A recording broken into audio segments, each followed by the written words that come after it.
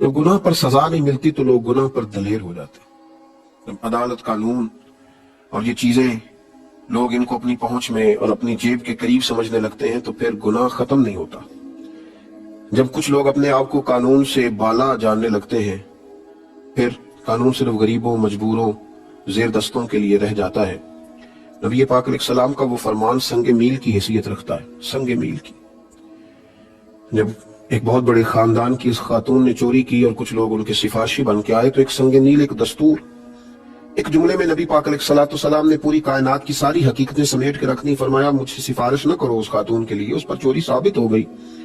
فرمایا اگر میری بیٹی فاطمہ، جن کا نام لیتے وقت ادب سے آنکھیں جھکتی ہیں، زبان پر کے گلاب سے وضو کرنے کو دل چاہتا ہے، کئی دفعہ دھوئیں تو پھر بھی شرم محسوس ہو، اتنا بڑا نام، اتنا پاکیزہ نام، فرمایا محبوب نے میری فاطمہ بھی چوری کرتی تو میں اس کے بھی ہاتھ کاٹ دیتا۔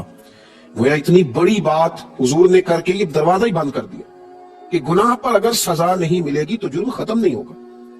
تو نبی پاک علیہ السلام نے سب سے پہلا انتظام معاشرے سے گناہ کو ختم کرنے کے لیے یہ کیا کہ گناہوں پر سخت سزائیں رکھی۔ حضور رحمت للعالمین ہے، لیکن میرے محبوب نے اپنے سامنے لوگوں کو کوڑے مروائے۔ حضور علیہ السلام نے اپنی نگاہوں کے سامنے لوگوں کو سنسار کروایا، سزائیں دلوائی۔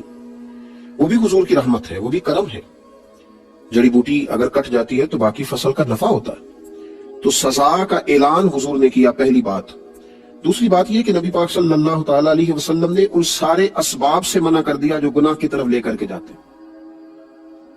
شریعت اسلامیہ نے صرف یہ نہیں کہا کہ شراب پینا حرام ہے، بلکہ شراب کی طرف جتنے اسباب ہیں حضور نے فرمایا شراب بنانے والا بھی لعنتی ہے۔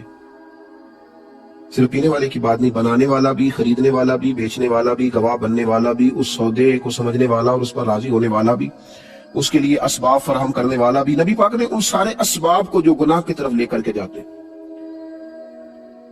عمل کا رستہ اس وقت صاف ہوتا ہے جب گناہ کا رستہ بند ہوتا ہے۔ نبی پاک نے ان تمام اسباب کو روک لیا۔ یہ نہیں حضور نے صرف فرمایا کہ زنا کرنا ہی برا ہے، فرمایا بری نظر سے عورت کو دیکھنا بھی برا ہے۔ فرمایا صرف زنا اس مخصوص عمل ہی کا نام نہیں ہے، بلکہ فرمایا کہ کانوں کا بھی زنا ہے، آنکھوں کا بھی زنا ہے، زبان کا بھی زنا ہے۔ اگر تو گندی گفتگو کرتا ہے جس سے لوگوں کے دلوں میں برے خیالات پیدا ہوں تو نبی پاک نے اس سے بھی منع کیا، فرمایا تیری زبان کا زنا ہے۔ اگر تو گندی چیز دیکھتا ہے جس سے ہیجان پیدا ہوتا ہے تو اس سے بھی حضور نے روک دیا، یہ تیری آنکھ کا زنا ہے۔ اور تیرا کان اگر گند سننے کے بعد اس غلاظت کی طرف، اس گناہ کی طرف مائل ہوتا ہے تو حضور صلی اللہ علیہ وسلم نے اس سے بھی روک دیا۔ تو گناہ کی طرف جو اسباب لے کر کے جاتے ہیں، نبی کریم علیہ السلام نے تو مرد عورت کو اکٹھا رہنے سے سرے سے منع کر دیا۔ فرمایا جہاں مرد اور عورت تنہا ہوتے ہیں وہاں تیسرا شیطان ہوتا ہے۔ پہلی بات یہ کہ گناہ ختم کرنے کے لیے حضور نے سخت سزا کا اعلان فرمایا، قانون کے مطابق اسے کڑی سزا دی جائے گی، رعایت نہیں دی جائے گی۔ اور پھر دوسری بات یہ کہ میرے محبوب کریم علیہ السلام نے گناہ کی طرف لے جانے والے جتنے رستے تھے ان سب رستوں پر ہی پابندی لگا دی، ان سب رستوں پر ہی۔ وہ لوگ جو بڑے مقدس بنتے ہیں، آئے ہیں نا مارکیٹ میں ایسے لوگ جو کہتے ہیں کہ یہ تو شاگرد ہے، یہ تو مریدنی ہے، یہ تو فلاں ہے، یہاں تو گنجائش ہے، یہ تو بیٹی جیسی ہے، یہ تو بیٹی کی طرح ہے، یہ تو میری بہنوں کی طرح۔ ان رستوں پہ بھی حضور نے پابندی لگا دی۔ وہ خاتون، وہ مقدس اور باصفت اور با پردہ اور باوقار خواتین جو مومنوں کی مائیں ہیں، ان کو امہات المومنین کہا جاتا ہے، ان ماں کے پاس بھی اگر ایک نابینا صحابی آئے تو نبی پاک علیہ السلام نے فرمایا پردہ کر لو۔ کہا یا رسول اللہ یہ تو نابینا ہے، تو فرمایا تمہیں تو نظر آ رہا ہے نا۔ تو حضور نے بین کر دیا، پابند کر دیا۔ وہ رستے جو بن سکتے تھے، کوئی جس رستے سے گناہ کی طرف نکل سکتا تھا، میرے کریم محبوب کے تزکیے کا طریقہ یہ ہے کہ حضور نے ان ساری راہوں کو بند کر دیا۔ ان رستوں پر اللہ کے محبوب نے سخت پہرے بٹھا دیے کہ وہ اسباب ہی سارے ختم کر دیے جائیں جو انسان کو عمل کے رستے سے روک کر گناہ کے رستے کی طرف مبذول کرائیں۔ اور پھر تیسرا، اللہ کے حبیب نے ضمیر زندہ کیے، بیدار مغزی عطا فرمائی، ہمیں بتلایا کہ گناہ کو گناہ جانو۔ اس معاشرے میں اس وقت ایک بہت بڑی مصیبت یہ ہے اور ذہنوں کی بہت بڑی کمزوری یہ ہے کہ لوگ گناہ کو گناہ نہیں سمجھتے۔ لوگوں نے چغلی کرنے کا نام گپ شپ رکھ لیا، جھوٹ بولنے کا نام بہانہ رکھ لیا۔ لوگوں نے اب کسی رستے سے نکلنے کے لیے اس کا نام حکمت عملی طے کر لیا۔ اب ہم نے گناہوں کے نام بدل لیے، یہ احساس ہی نہیں رہا کہ میں گناہ کر رہا ہوں۔ گالی دینے والا جانتا ہی نہیں کہ کتنا بڑا گناہ ہے۔ غیبت کرنے والا یہ جانتا ہی نہیں کہ کس قدر سخت گناہ مردہ بھائی کا گوشت کھانا، مردہ اور بھائی اور گوشت کھانا نا اس کا اتنا بڑا جرم غیبت کو قرار دیا گیا، لوگ اس کو گناہ ہی نہیں جانتے۔ نبی پاک علیہ السلام نے احساس پیدا کیا۔ ہمارے بزرگ مثال دیا کرتے ہیں، وہ فرماتے ہیں کہ یہ احساس ہوتا ہے، آپ بڑا اچھا گوشت کھا رہے تھے، اچھا بنا ہوا تھا، اور آپ نے جب پہلا لقمہ لگایا تو آپ کو اس کی لذت بھی آئی کہ گوشت بڑا اچھا خوبصورت ہے، اچھا تیار کیا گیا، لیکن کسی نے کان میں بتا دیا کہ صدقے کا ہے، زکوٰۃ کا ہے۔ اب پہلے لقمے میں لذت آئی تھی، لیکن وہ جب سنا نا کہ یہ تو زکوٰۃ کا ہے تو میرا ہے نہیں، یہ تو صدقات کا ہے، واجبات صدقہ تھا، یہ تیرا حق ہی نہیں ہے، اور جب آپ اس کو دوبارہ منہ میں رکھتے ہیں تو اس کی لذت بدل جاتی ہے۔ اب آپ کو وہ کیف نصیب نہیں ہو رہا جو پہلے اس کی لذت کا تھا۔ تو یہ کیا ہے؟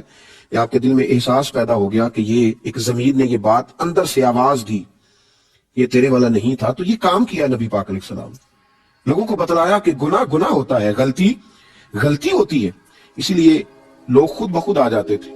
قبیلہ غامدیہ کی عورت خود بخود آئی تھی، کوئی اسے لینے نہیں گیا، وہ آ کے کھڑی ہوئی اور اس نے لفظ یہ ادا کیے، کہنے لگی آپ کبھی غور کریں نا کہ ایک عورت جس سے غلطی ہو گئی اور اس کے پیٹ میں ناجائز بچہ ہے، اس کو کسی نے درے مار کے منوایا نہیں ہے، بلکہ وہ خود آ گئی ہے اور آ کے کھڑی ہوئی اور کہتی پتہ کیا؟ کہتی یا رسول اللہ میں ہلاک ہو گئی ہوں۔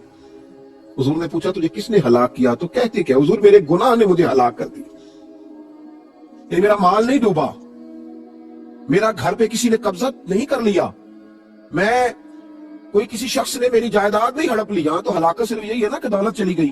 حضور میں ہلاک ہو گئی، کس نے ہلاک کیا؟ میرے گناہ نے۔ کیا ہوا؟ حضور میرے پیٹ میں ناجائز بچہ ہے، مجھے میرے گناہ کو پاک کر دیا جائے۔ یہ وہ ضمیر ہیں جو حضور نے بیدار کیے۔ تو محبوب نے فرمایا واپس جا، جب بچہ پیدا ہو جائے تو تب آنا۔ شارحین نے لکھا ہے 8 ماہ کے بعد آئی، پھول سا بیٹا لائی۔ حضور بچہ پیدا ہو گیا، میرے گناہ نے مجھے ہلاک کر دیا، یا رسول اللہ مجھے پاک کر دے۔ تو میرے محبوب پاک علیہ السلام نے فرمایا واپس جا، جب یہ روٹی کھانے لگے تو تب آنا۔ شارحین کہتے ہیں گویا حضور فرما رہے تھے کہ غلطی تیری ہے، تیرے بچے کی تو نہیں ہے نا۔ 2 سال کے بعد آئی، بچے کے ہاتھ میں روٹی کا لقمہ، اور حضرت انس بن مالک رضی اللہ تعالیٰ عنہ کہتے تڑپ کے روئی، عرض کرنے لگے حضور میں ساری رات سو نہیں پاتی، یہ میرا گناہ مجھے بیدار رکھتا ہے، یا رسول اللہ مجھے پاک کر دے، اگر اسی حالت میں چلی گئی تو میں اپنے رب کو کیا منہ دکھاؤں گی، یا رسول اللہ میرے اوپر رحمت کی نظر ہو، میں ہلاک ہو گئی۔ یہ ضمیروں کی بیداری ہے۔ وہ جو 8 ماہ سے بھیجا تھا تو 2 سپاہی ساتھ نہیں رکھے تھے کہ کہیں دوڑ نہ جائے، بھاگ نہ جائے۔ جو 2 سال بچہ پالتی رہی تو جیل میں نہیں رکھا تھا، اس کا ضمیر زندہ کر دیا نبی پاک، بیدار کر دیا حضور علیہ السلام۔